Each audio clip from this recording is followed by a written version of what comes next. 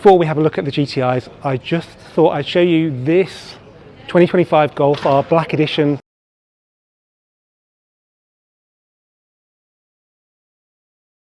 Hello and welcome back to the Volks Wizard channel, and welcome to another car collection video, because we're on our way to one of the biggest Volkswagen dealerships in Western Europe to witness a subscriber collective brand new 8.5 Golf GTI. And the best bit is I'm not leaving empty-handed either, because I'm going to drive away in his old car, which many people regard as one of the best GTIs of all time. Well, I'm not so sure, because the 8.5 GTI with its 265 horsepower and fully sorted infotainment system is a very complete car. So I think the best thing to do is get them together at some point in this video so we can all decide which is Peak Golf GTI.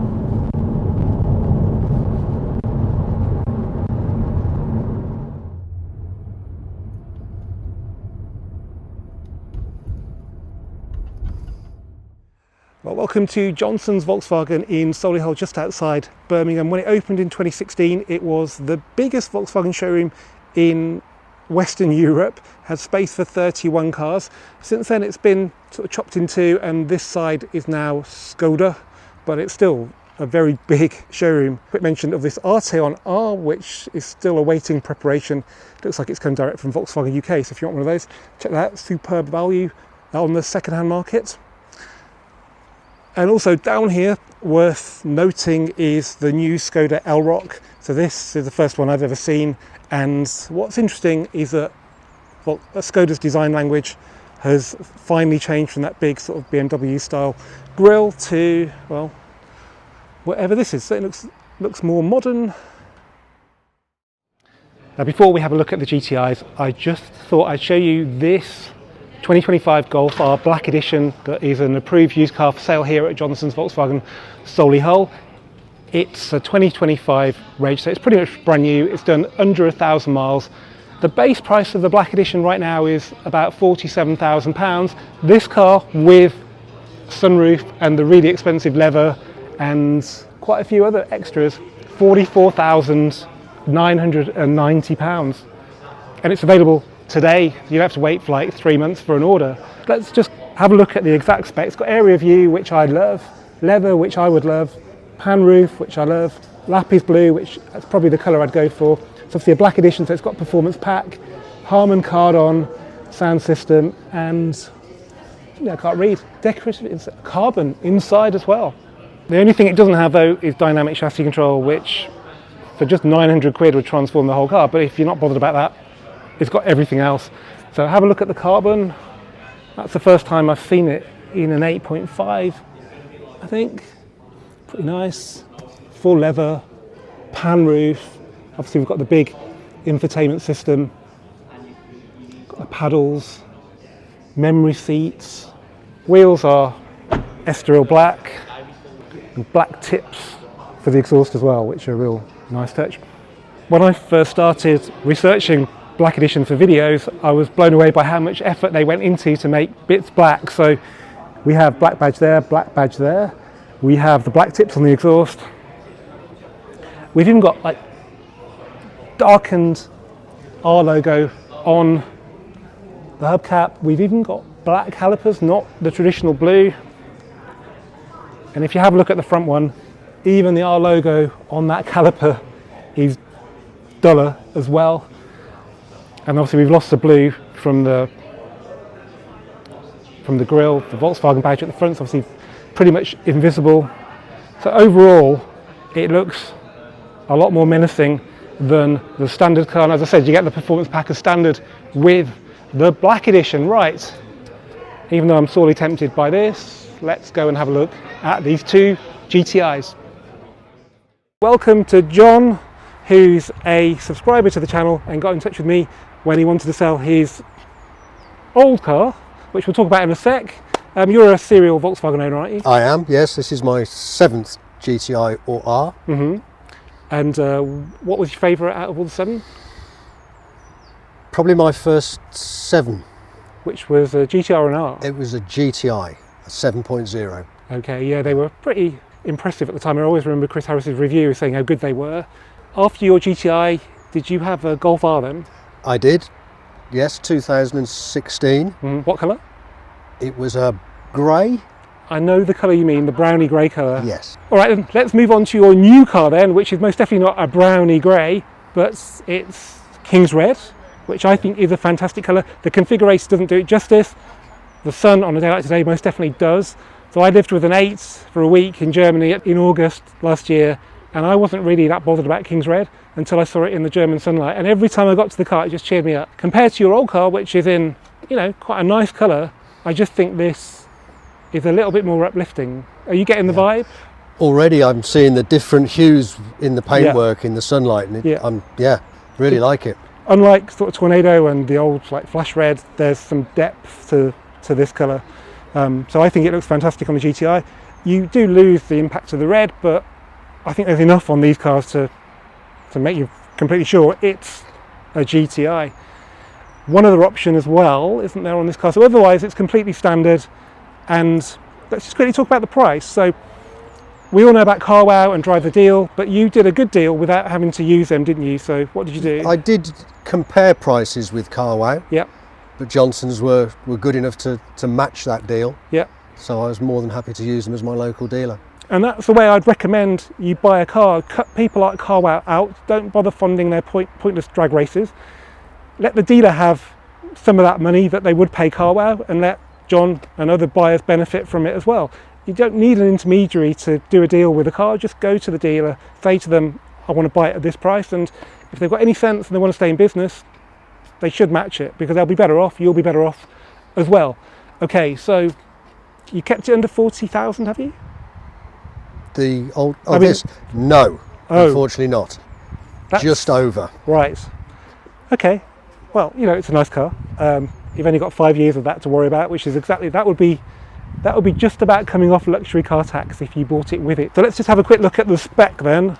So as I said, completely standard, but obviously the wheels are important because the standard wheels are pretty terrible on these, aren't they? I'm not a fan of the standard wheels. They're still doing the Richmonds, aren't they? Yes. So that was a must. Yeah, and you didn't want the black Estorils, if I remember rightly? No, I thought that they lose some of the detail, and the diamond cut finish really makes these pop. Yeah, I think it works really well. It's classless, which means that it fits in anywhere like this. If you make it a bit too gangster, you lose some of that, and I think that's a shame with the Golf. Maybe not so much with the Leon. You can still see the GTI badges on the door on King's Red, which is maybe not such a good thing, but I'm sure we'll get used to them in time. Let's just have a look inside. But not a lot in here has changed when it comes to the trim, but I think this is one of the nicest trims of the 8.5s. And importantly, just like the later 8s, we've got the leatherette armrest and the Alcantara there, which looks really classy. Got red on the mats, which I'm quite surprised about. So this is the latest model you'll get of these. There might have been some changes since launch, which was in the summer of 24. Steering wheel obviously now has the traditional buttons on it, and we've got the big infotainment screen, which is completely standard on every Mark 8.5. They've had to put right the old one, and they've done it, you know, over delivered, I think, with that screen. And then nice textured inlay there as well, and GTI on the seats, which the early 8s missed out on. So, you know, I think it's a very complete car, and dynamically, which we're not going to demonstrate today because the car's brand new, I think this personally beats the 7.5 when it comes to driving dynamics. So you hopefully enjoy that in time. Looking forward to that. Let's go and have a look at John's old car, this 7.5 GTI, which John has had from brand new. Not bought from here, but bought from Heritage Volkswagen in Gloucester, but serviced here every year religiously. Yes. It's only done 24,000 miles, so it's been over-serviced effectively. Again, specs not too different to that car really. Paint and wheels. Paint and wheels, which I guess are probably the two most important options from an aesthetic perspective. So, whilst that car has Richmonds, this car had the Parker's wheels as standard, and you were telling me that you nearly ended up with those. It was close. Yeah. Until I actually saw them in the flesh. Yeah. And then I had to very quickly get on the phone to the dealership. So how long from when you placed the order to when you changed the order? 6 weeks. Wow, so you were not far. I'd guess it was 6 years ago, but yeah. That's quite a long time to leave it. So you did it. We got Brescias, which is a winning move, John, nice choice. And then tungsten silver, that's an interesting choice because it's not the most obvious GTI colour. What do you think, viewers? is tungsten silver a winner? Let me know in the comments. Let me just remind you what it's like inside then. So we don't have the Art Velours, which is an optional trim, which if this car had DCC and Art Velours, it would not be going on sale. It would be mine and I'd keep it forever. But it's still a really nice spec. It's a 2020 model year car as well. So that means you get lane assist, but you can turn that off, can't you, John? And it stays off. You've got rear camera, which is a nice touch. You've got keyless entry and start, automatic main beam. Automatic main beam. Yeah, I love automatic main beam, and you get that with this final model year of car. Also, yeah, you do get heated seats as well. Okay, so let's have a look inside, remind ourselves what it's like. So the tartan's a lot bolder on these 7.5s, but it still looks good, and it's kind of, you know, an uplifting cabin to get into with all this colour. There's no GTI logo on the seats. We haven't got like pseudo bucket seats. We've got adjustable headrests. We've got a traditional shifter. But yeah, it still looks good. And I can understand why people kind of preferred it over the Mark 8. But trust me, people, that new infotainment system in the 8.5 is sort of next level. Okay, it looks a bit clumsy the way it's been slapped on the dash, but actually to use it as a driver, it works much better than this, and it works much better than the Mark 8. So yeah, okay, aesthetically it's not perfect, but functionally it's really close. Has it been reliable? Very.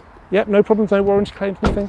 The only warranty claim came very shortly after I took delivery of it, where one of the buttons on the steering wheel failed and I had to get that sorted. Okay, that's So quite that unusual. Yeah. Did you use them much or not? No. No, it's No. just one of those things. Yeah. These things happen.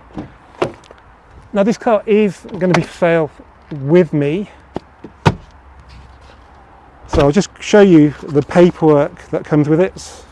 Check that out, guys. That's what it's all about. So one owner, full dealer history, 24,500 miles, and a very sensible, respectable owner. Okay. Big thanks to John then for sharing his big day with his new car, because this doesn't happen very often, does it? Every well, you had quite a few, but it's been 6 years since you took delivery of this. So yeah, a big day, and you've had the weather for it as well. So I'm really happy to have been here and shared this moment with you, and I hope you'll have as good service from that one as you had from this one. It'll take a bit of getting used to.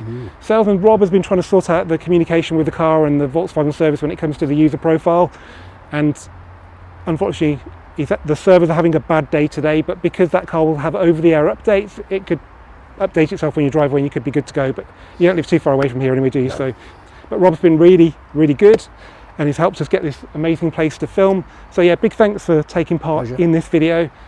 Now I'm going to go and drive this 7.5 GTI Performance just to remind myself how good this older GTI really is.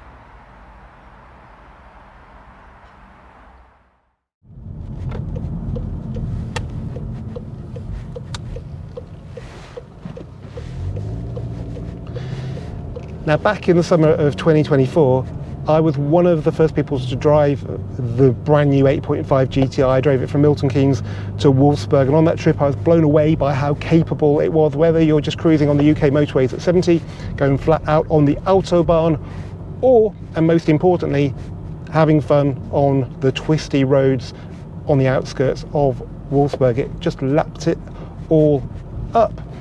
What I like about the 7.5 GTI Performance and the 8.5 GTI is that there's nothing about them that would cause pensioners in a village like this to take any notice of them. They wouldn't think about making a note of your registration number for neighbourhood watch purposes, just in a case, and I'm not sure that would be the case if you're driving a mean looking pure grey GTI TCR or a be-winged, be-popping Club Sport.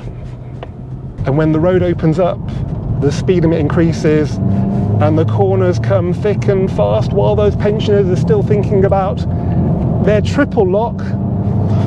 All you'll be thinking about is your differential lock. I'm pretty sure you won't be having any less fun in a 245 GTI Performance or an 8.5 GTI 265 than you'll have in one of those faster GTIs, at least not on the road.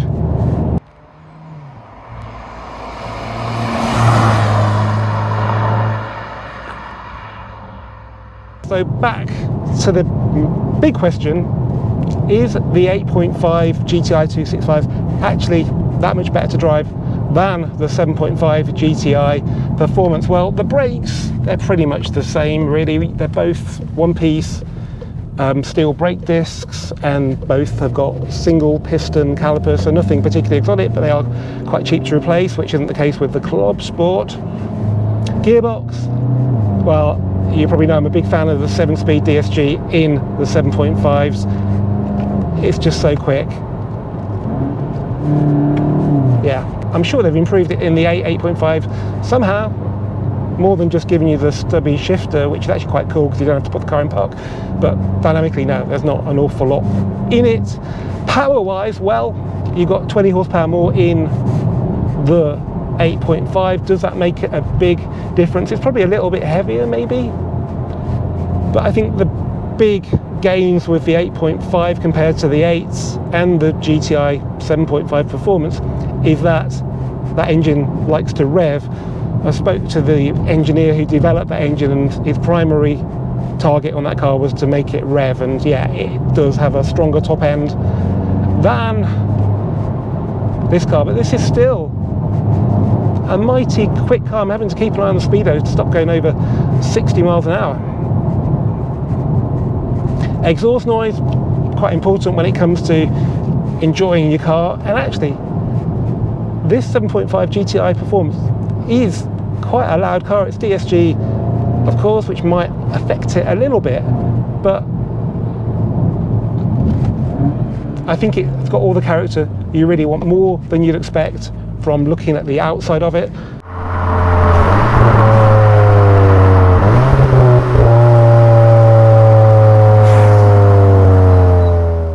I went to a car wow drag race with my Club Sport S, which I got beaten by the way, in a 7.5 GTI Performance. I'll never forget that. But also, the guy who brought the 7.5 GTI Performance, a base spec red car DSG, when his car was at the end of the runway, we could still hear it at the start. So yeah, they definitely made an effort with the sound.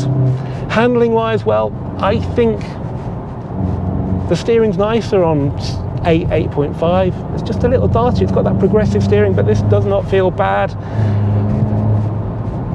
I mean, we're going to this corner at 60. I'm not even scared. We're on Pirellis, by the way. It's really good.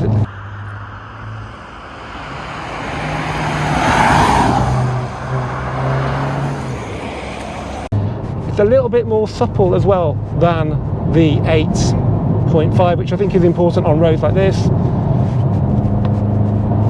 And there's a lot of compliance, and this isn't a high mileage car. So yeah, DCC is good, but you try and find one with everything else you want and DCC. I think the big appeal for me of the 8.5 GTI is that I can walk into a showroom and spec DCC for under £1,000. Let's just quickly mention the interior. I like the feeling of quality in this car. I'm not sure it's really that much better than the 8 or 8.5, but it does feel more traditional Volkswagen, and there's definitely better quality materials here and there. But overall, you know, I think there's not a lot in it. You get a bit of trim chatter with 7.5s. Sometimes the carpet doesn't fit down here on 7s and 7.5s as well. So the 8.5 isn't massively far behind. Where it does move forward is with the infotainment system. So that big screen makes everything a lot easier, particularly navigation, which is very important when you drive a car. Yes, we don't have separate climate control, which I do kind of miss, but I think the gains you get with that big screen in every other area make up for that. So it's at least a draw with the 8.5. Depending on your personal taste, you could say it's a win. So which is, in my opinion, Peak Golf GTI, 7.5 GTI Performance, or 8.5 GTI 265?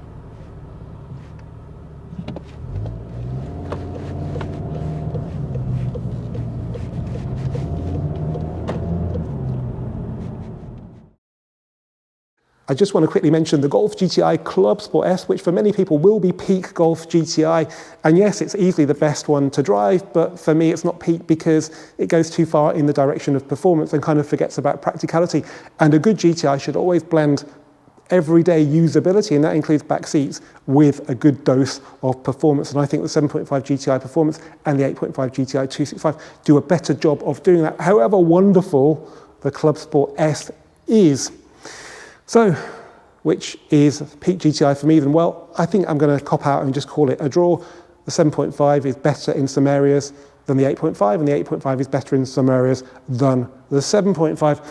What I'd say is in the favour of the 8.5, and this depends how important this is to you, is value for money. You can walk out of a showroom with a brand new 8.5 GTI 265 for probably somewhere around £35,000 to £36,000 if you get a good discount. As I said, negotiate directly with the dealer, just quote what you can get from CarWow or drive the deal. While this 7.5 GTI, I had to pay good money for it, I've got to sell it for good money. I'm going to be asking at least £23,000 for it. Some people might ask 25 just because of its low mileage, one owner, full history, and because there's so much love for the 7.5. But I just think the newer car is better value for money, and obviously you can just enjoy it, and it's under warranty for 3 years as well. I'll be selling this car with a warranty, but it's only for a year. So yeah, there's no winner or loser really, and again I think we're winners because Volkswagen continue to make a brilliant car like the 8.5 GTI 265. As ever guys, thanks for watching this Volks Wizard video. Big thanks to John for selling me his Golf GTI. If you've got anything like this, just get in touch with me directly. Andrew at volkswizard.co.uk. Keep subscribing, keep commenting, and I'll see you for the next one very soon.